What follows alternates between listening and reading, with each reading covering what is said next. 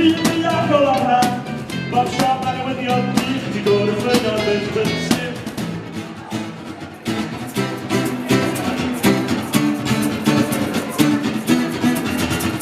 Dwi'n dal yn byw i ddysgu ac yn briach at le.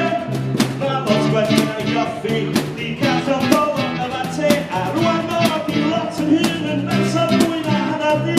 Dwi'n pan oed yn chwant ar llawn ar gwynta hyn. Dwi'n ôl yn iawn a dwi'n cymeryd y drwg ar da. Dwi'n ddiach o lan ha.